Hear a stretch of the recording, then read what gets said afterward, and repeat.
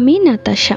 আমি একটা ছেলেকে প্রচন্ড ভালোবাসতাম, এখন আর বাসি না, কারণ সে আমার ভালোবাসার যোগ্য না। তাকে আমি মন থেকে কতটা চেয়েছি সেটা শুধু আমার আল্লাহ জানে। সম্পর্কে সে আমার বোনের শ্বশুরবাড়ির এক আত্মীয় হয়। বড় আপুর বিয়ে হওয়ার পর তার শ্বশুরবাড়িতে আমি খুব কমই যেতাম, কেননা সেখানে আমার সমবয়সী কেউ ছিল না, যার কারণে আমার অত একটা ভালো লাগতো না। কিন্তু আমার ফাইনাল পরীক্ষা শেষ হওয়ার পর বড় আপু বারবার ফোন করে বলছিল আমি যেন বড় আপুর বাড়িতে গিয়ে কিছুদিন ঘুরে আসি। এরপর মাও বলল যে তুই তো বাড়িতেই থাকবি, তাহলে বড় বোনের কাছেই যা। আমার বড় বোন তখন 2 মাসের অন্তঃসত্ত্বা ছিল, তো ঠিক করলাম যাব। আমি যেদিন বড় আপুর বাড়িতে গিয়েছিলাম তার পরের দিনে ছিল তার ননাসের বড় ছেলের জন্মদিন। বড় আপুকে যেতেই হবে। বড় আপু ঠিক করলেন আমাকেও সাথে করে নিয়ে যাবে। আমি কোথায় থাকবো? সে বাড়িতে গিয়ে দেখলাম অনেক মেহমান। আমি সেই দিন খুব সুন্দর কালো রঙের একটা 3 পিস পরেছিলাম, ওড়নাটা ছিল নীল রঙের। বেশ বড় সড়ো একটা আয়োজন করেছে। বড় আপু তো সেখানে গিয়ে একদম ব্যস্ত হয়ে গেল সবার সাথে কথা বলতে বলতে, আর আমি একা হয়ে পড়লাম।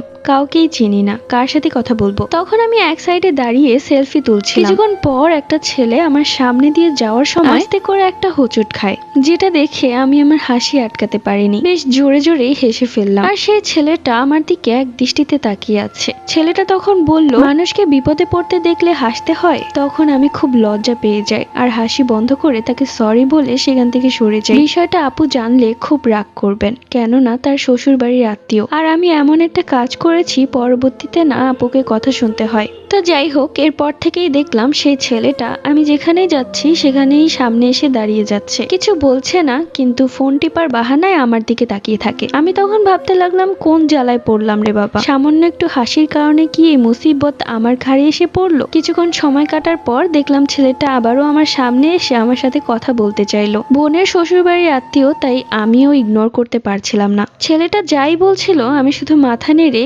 হাসি মুখে জবাব দিচ্ছিলাম। ছেলেটা আমাকে বলল আমি কি হই সম্পর্কে।